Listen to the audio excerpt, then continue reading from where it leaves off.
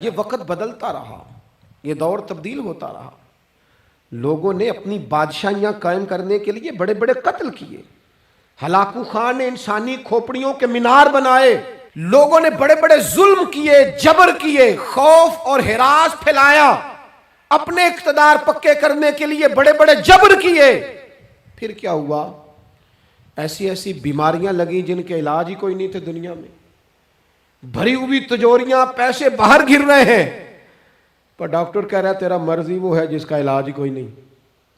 اللہ تبارک و تعالیٰ کے قانون سے جب لوگ ٹکراتے ہیں پھر پاش پاش ہو جاتے ہیں۔ وقت گزرا، ٹائم یزید کا آیا، وقت گزرا تو ٹائم عبید اللہ ابن زیاد کا آیا، ٹائم شمر کا آیا۔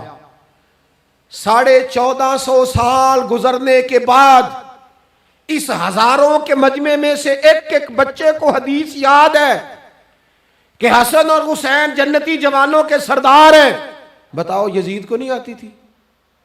شمر کو نہیں پتا تھا؟ کلمہ تو پڑھتے تھے نا یہ؟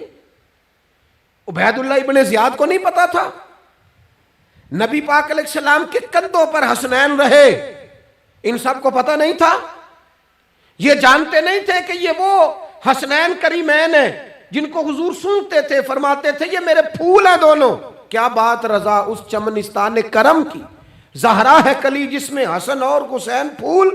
آج 1450 سال گزرنے کے بعد امت کو حدیث آتی ہے کہ نبی پاک علیہ السلام نے فرمایا جس نے حسن اور حسین سے پیار کیا اس نے مجھ سے پیار کیا، جس نے ان سے بغض رکھا اس نے مجھ سے بغض رکھا۔ کلمہ پڑھتے تھے، مسلمان کہلاتے تھے۔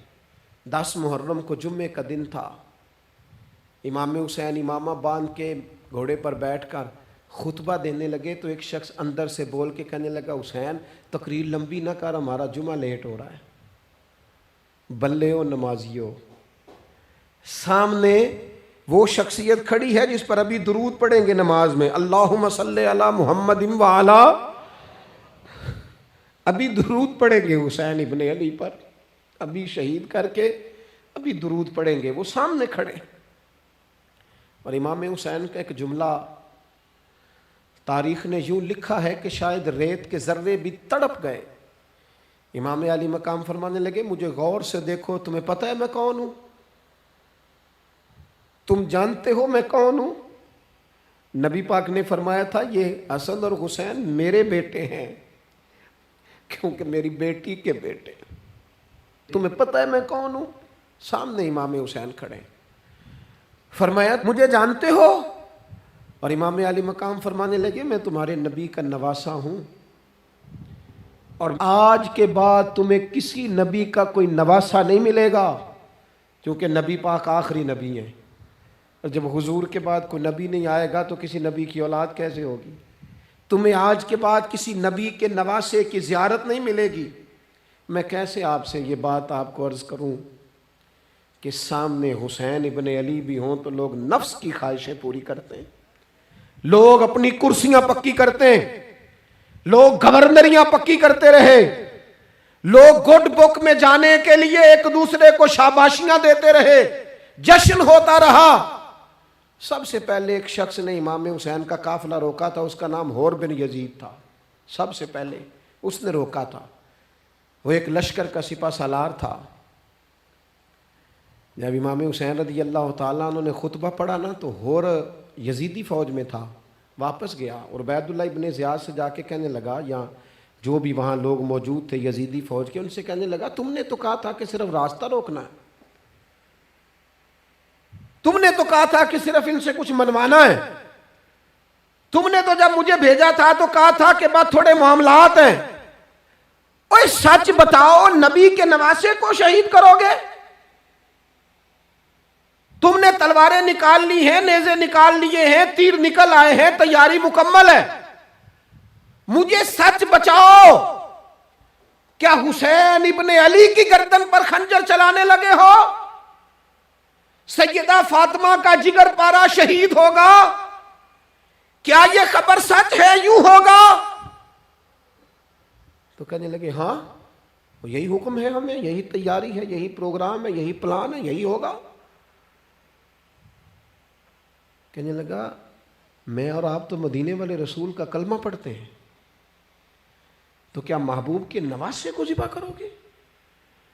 جناب علی اکبر کو، جن کا چہرہ رسول پاک سے ملتا ہے، حضرت قاسم بن حسن کو، جناب علی کے بیٹوں عباس بن علی کو، حضرت علی کے بیٹے ابو بکر بن علی کو، حضرت علی کے بیٹے عمر بن علی کو، حضرت علی کے بیٹے یہ بھی 3 کربلا میں موجود، حضرت عثمان ابن علی کو، ان کو شہید کرو گے؟ نے کہا ہاں تیاری ہو گئی ہے۔ تو سب کے ضمیر مردہ نہیں ہوتے، ہاں ہاں بڑی بڑی سخت جگہوں پہ پھول اگتے ہیں۔ حر نے جب ان سے کہا کہ تمہارا پکا ارادہ ہے، کہا پکا ارادہ ہے، تو اس نے کہا یہ زیرہ پکڑو، یہ عہدہ پکڑو، مجھے تمہارا دیا ہوا عہدہ نہیں چاہیے، حسین کے نانا کی دی ہوئی جنت درکار ہے، یہ رکھو اپنے پاس، مجھے تمہارا۔ ایڑی لگائی اس نے اور دوڑا اور امام حسین کے قدموں میں گیا، کہنے لگا حضور میں مجرم ہوں، میں خطا کار ہوں، میں نے سب سے پہلے آپ کو روکا تھا، پر مجھے قسم ہے اللہ کی میں جانتا نہیں تھا ان کا ارادہ کیا ہے، حضور بھول گیا، غلطی کر بیٹھا، یہ اندھے ہوں گے، ان کی آنکھوں میں پٹی بندی ہوگی، اور مجھے تو پتہ ہے نا کہ دنیا کو پھر محمد کا نواسہ نہ ملے گا، مجھے خبر ہے،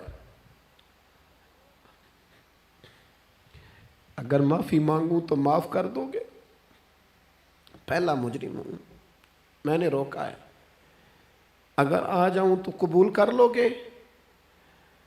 یہ ظرف، یہ حوصلے، یہ توانائیاں اگر ہیں تو سیدہ فاطمہ کے دودھ میں ہیں، یہ شیر خدا کی تربیت میں ہیں، یہ محبوب نے جو ان کی زبانوں کو چوسا تو اس کرم میں ہے۔ حضرت امام حسین نے اٹھ کے سینہ یوں چوڑا کیا، ہاتھ پھیلائے، فرمایا آجا، لگ جانا میرے سینے کے ساتھ، تو آ جانا، تو نے دیر کی، ہم تو پہلے سے منتظر تھے، تو آ جا، تیری ساری معاف ہیں۔ حر کے مقدر جاگے، امام علی مقام کے لشکر میں شامل ہوا۔ بعض نے لکھا ہے جو لوگ ابتدا میں شہید ہوئے امام حسین کی طرف سے، ان میں حر شامل۔